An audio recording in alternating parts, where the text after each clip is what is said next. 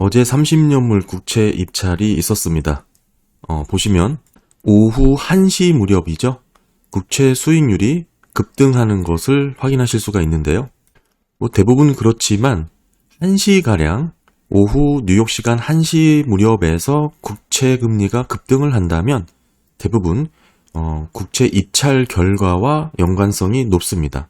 한마디로 이번에도 입찰 결과를 확인하면서 나타난 그런 모습으로 해석을 하는데 정말 그런 모습일지 제가 한번 살펴봤습니다. 미국의 30년물 국채 입찰이 결국에는 부진한 모습으로 지금의 수익률 급등 현상을 만들어냈다라는 내용의 분석들이 많은데요. 결국에는 이런 모습이 초장기물의 수요 부진이죠. 국채 시장 전반으로 확대가 되었고 사실상 장 초반에는 CPI 발표 후 이렇게 뚜렷한 그런 흐름을 보여주지는 못했는데 결국에는 어제 있는 30년물 수요 부진이 주식시장에까지 영향을 미쳐서 결국에는 장 초반 흐름이 좋았던 주식시장조차도 상승분을 반납하는 그런 모습을 나타내게 되었습니다. 엊그제 10년물 입찰 결과는 다소 늘어난 물량임에도 불구하고 잘 소화를 하면서 긍정적으로 좋은 결과, 어찌 보면 성공적인 입찰이다라고 평가를 한 것과는 달리 어제 있었던 30년물 같은 경우는 상당히 저조한 결과를 보였다고 이야기를 합니다. 근데 사실 제가 보는 건 조금 다르거든요. 그 부분 관련해서 한번 영상을 만들어 봤습니다. 구체적인 국채 입찰 결과 분석은 어제의 영상 한번 보시면 자세히 설명을 해드렸고요. 오늘 일단은 30년물 입찰 관련해서만 좀 들여다보면 어제 있었던 30년물 입찰 결과입니다. 발행 금리가 4.189%죠.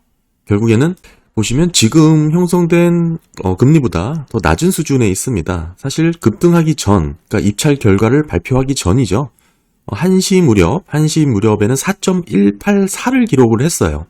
그러니까 굳이 시장 평균 수익률과 비교를 하지 않더라도 입찰 전 30년물이 4.183%를 보였는데 입찰 결과는 4.189%로 결정이 됐습니다. 그러니까 약 6pp 정도 더 높은 모습으로 나타난 거고요.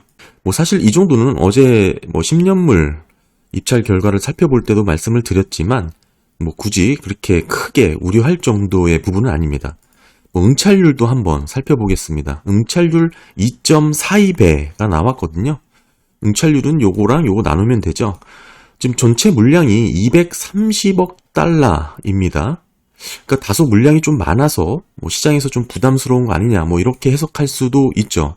왜냐하면 직전 달이죠. 직전 달 7월달 30년물 같은 경우도 180억 달러 규모였기 때문에 이번에 230억 달러의 30년물 발행이 부담되는 거 아니냐 이렇게 해석하실 수가 있는데 사실은 이게 직전 달로 180억 달러 그리고 6월 달도 마찬가지로 180억 달러 그리고 5월이죠. 5월 달도 210억 달러. 그러니까 5월 달에는 지금 8월물과 비슷한 수준의 물량이 소화가 됐었습니다. 210억 달러고요. 이때의 응찰률도 2.43배였죠. 지금이 2.42배. 비슷한 수준입니다. 직전 달도 2.43배. 그러니까 꾸준한 수요가 들어오고 있는 것이지 지금 수요가 부진했다고 볼 만한 그런 근거는 하나도 없고요. 이게 지금 5월달 210억 달러 규모로 30년물 입찰 결과니까요.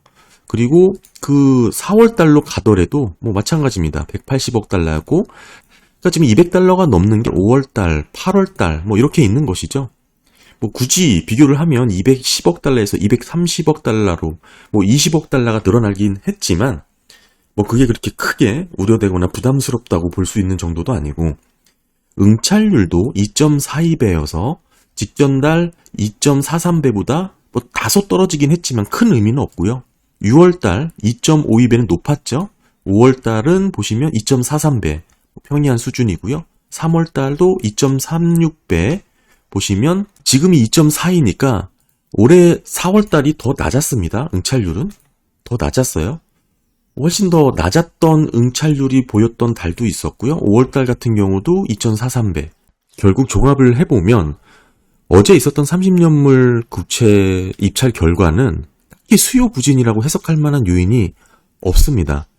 뭐 230억 물량 다소 늘어나긴 했지만 그럼에도 응찰률이 뭐 그렇게 나쁘지 않았고요.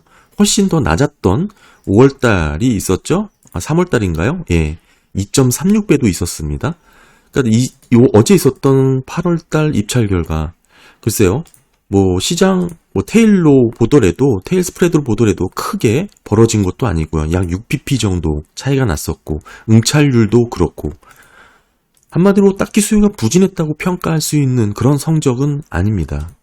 그럼에도 시기가 아주 절묘하게 오후 1시에 맞춰서 입찰 결과가 발표되는 무렵에 맞춰서 국채금리가 급등했다는 점에서는 대부분의 시장 참가자들이 결국에는 해석하는 게 30년물 입찰 결과에 실망스러운 양상을 보였다라고 해석할 수밖에 없는 그런 상황인데요.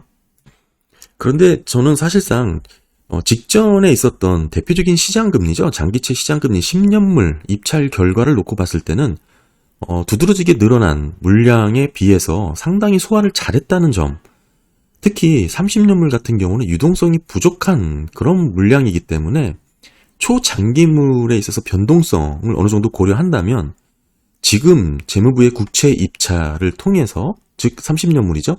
채권 수요를 확인할 수 있을 정도의 결과냐, 이건 아니라고 보고 있습니다. 다양하게 모든 채권에서 동일하게 수익률이 올랐거든요. 특히 이제 2년물 같은 경우도 어제 많이 올랐죠. 통화정책에 민감한, 사실상 기준금리에 따라 움직이는 2년물 수익률도 전일 대비해서 약 1.6bp 올랐습니다. 그래서 4.82%를 기록을 했는데요. 결국에는 30년뿐만 아니라 10년, 20년, 2년 뭐 다 올랐습니다. 1월물까지. 그래서 뭐 사실상 30년물 입찰 부진으로만 해석하기에는 다소 거리가 있다라고 보여지고요. 더불어서 이제 오전에 발표됐던 소비자 물가지수 CPI 7월물이 YY 3.2%로 나오면서 시장 전망 컨센보다는 낮았습니다. 시장 컨센보다는 낮았지만 사실상 전월보다는 악화된 것이죠. 정작 중요한 것은 이제 전월 대비인데 0.2% 상승으로 동일하게 나왔습니다. 전월 대비 꾸준히 높은 수준을 유지하고 있다는 것이고, 물론 이게 시장 컨센이었다는 점에서 뭐 크게 CPI가 채권 금리를 끌어올렸다라고 해석할 수는 없지만, 저는 어느 정도 인플레 상승에 대한 우려감이 조금 반영이 됐고, 뭐 그리고 더 큰 원인으로는 금리 변동성 해지를 위한 펀드들의 매도세가 조금 오버해서 나타난 현상이다라고 해석을 하고 있습니다. 결국 다양한 요인들이 좀 섞여서 지금의 채권금리 상승으로 확산된 것으로 해석을 하고 있고요. 뚜렷한 것은 뭐 언론 보도들이 많이 얘기하는 그 초장기물에 대한 수요 부진에 대한 근거는 딱히 정확하게 뭐 찾을 수는 없었고요. 사실 직전 달 그리고 23년 4월, 5월, 3월물부터 꾸준히 비교를 해봐도 다 평이하고 뭐 비슷한 수준에서 최근 입찰 결과가 나온 것으로 확인을 했습니다. 뭐 딱히 요번에 입찰이 물량이 부담스러울 정도로 늘어난 것도 아니고 230억 달러죠.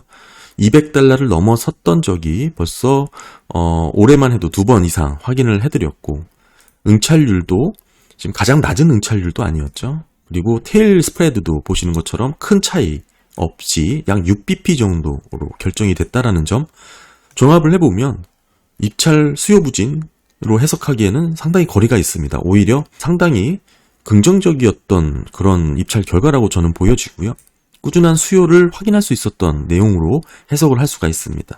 이런 영향도 어느 정도 있긴 하겠지만 상당히 미비할 것으로 저는 보고, 그보다는 이제 소비자 물가지수 내용 자체, 헤드라인 자체는 긍정적으로 해석할 만하지만 궁극적으로 전월보다 악화됐다라는 것 자체가 어느 정도 보수적인 투자 입장에서는 부담이 됐을 수가 있고요. 또는 특히 금리 변동 해지를 위한 펀드들의 매도세, 과매도죠. 과매도 국면이 지금의 그 채권금리 상승으로 이어진 것으로 해석을 하고 있습니다. 네, 감사합니다.